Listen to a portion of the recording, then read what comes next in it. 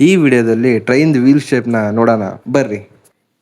ಈ ಥರ flat wheels ಇದ್ರೆ ಟ್ರೈನ್ ಹಳಿ ಮ್ಯಾಗ ಹೋಗ್ತಿರ್ತೈತಲ್ಲ, ಹಿಂಗೆ ಟ್ರೈನು ಬಿದ್ದೋಗ್ಬಿಡ್ತೈತಿ. ಅದು ಎಕ್ಸಾಂಪಲ್ ವಿಡಿಯೋ ಇಲ್ಲಿ ನೋಡಕತ್ತೀರಿ. ಈ ಥರ ಫ್ಲ್ಯಾಟಾಗಿ ಇರ್ತೈತಲ್ಲ, ಹಿಂಗೆ ಹೋದಾಗ ಹಿಂಗೆ ಕರೆಕ್ಟಾಗಿ ಸ್ಟೇಬಲಾಗಿ ಹೋಗಲ್ಲ ಅದ್ರ ಮೇಲೆ, ಹಳಿ ಮೇಲೆ. ಅದೇ ಎರಡು ಕಡೆ ಎತ್ತರವಾಗಿ ಮತ್ತು ಮಧ್ಯದಲ್ಲಿ ತೆಗ್ಗಿದ್ರೆ ಈ ವೀಲ್ ಸಹ ಹೋಗಲ್ಲ, ಈ ಥರ ಬೀಳ್ತೈತಿ. ನೀವು ನೋಡಕತ್ತಿರೋ ಥರ ಟ್ರೈನ್ದು ವೀಲ್ ಶೇಪು ಈ ಥರ ಐತಿ. ಅಂದರೆ ಮಧ್ಯದಲ್ಲಿ ಎತ್ತರವಾದ ಭಾಗ ಮತ್ತು ಕಡೆಯಲ್ಲಿ ಸಣ್ಣ ಭಾಗ. ಈ ಥರ ಇದ್ದರೆ ವೀಲು ಬಂದ್ಬಿಟ್ಟು ಹಿಂಗೆ ಕೆಳಗೆ ಪ್ರೆಸರ್ ಕೊಡ್ತೈತಲ್ಲ, ಒಂದು ಸೈಡ್ ಪ್ರೆಸರ್ ತಗೊಂಡು ಸ್ಪ್ರಿಂಗು, ಇನ್ನೊಂದು ಸೈಡು ಪ್ರೆಸರ್ನ ಮೇಲಕ್ಕೆ ಎತ್ತೈತಿ. ಅಂದ್ರೆ ಕರೆಕ್ಟಾಗಿ ಹೊಳ್ತೈತಿ ಅಡ್ಜಸ್ಟ್ನಾಗೆ. ಇದ್ರದ್ದು ಡೆಮೋ ವಿಡಿಯೋನ ನೀವೀಗ ನೋಡಕತ್ತೀರಿ.